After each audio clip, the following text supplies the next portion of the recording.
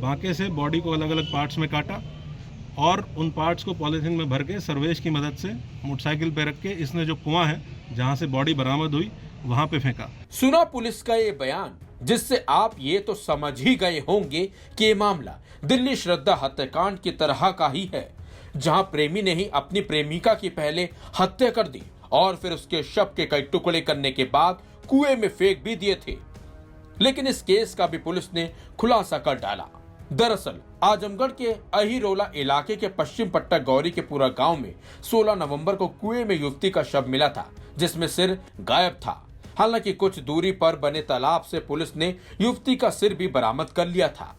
हैरानी की बात तो यह है कि युवती के सिर और कई टुकड़ों में मिली लाश ने पूरे इलाके में सनसनी फैला दी थी, बल्कि पुलिस के सामने इस केस का खुलासा करने का दबाव भी था। इसी बीच इसहाकपुर गांव के रहने वाले केदार प्रजापति ने थाने में पहुंचकर फोटोग्राफ देखने के बाद शव की पहचान अपनी बेटी आराधना के रूप में की थी और उनके बयान के आधार पर पुलिस ने जांच का दायरा भी बढ़ा दिया था।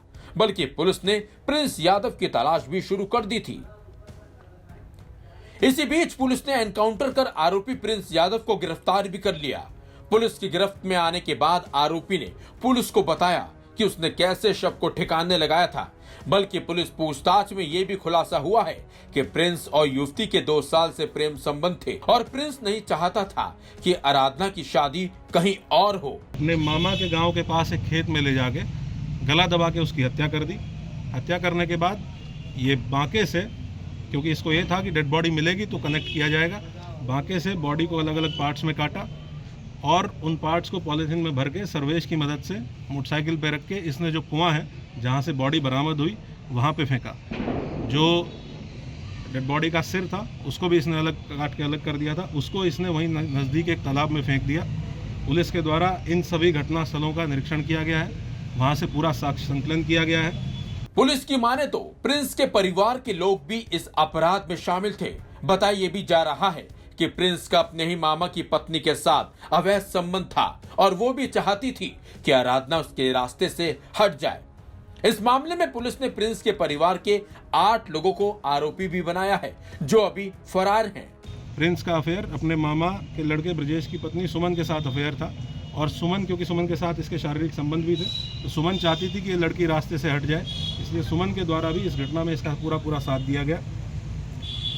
प्रिंस की बहन, जिसके माध्यम से इस लड़की से प्रिंस की जान पहचान हुई थी, ये भी इसमें मुलजिम बनी है और प्रिंस की एक और मामी जो इसको शरण देने में जिसने मदद की थी, इन सभी को अभियुक्त बनाया गया है। इस प्रकार से 8 फरार अभियुक्त आज की डेट में हमारे हैं। 5 टीमें इनकी गिरफ्तारी के लिए गठित की गई हैं। बहुत जल्दी हम लोग इसमें गिरफ्तारी सुनिश्चित करेंगे। आराधना की इसी साल फरवरी में कहीं और शादी हुई थी, जबकि आरोपी प्रिंस इस दौरान विदेश में ही कहीं काम कर रहा था और वो आराधना की शादी की बात सुनकर न सिर्फ विदेश से अपने घर लौट आया, बल्कि इस बड़े अपराध को भी उसने अंजाम दे डाला।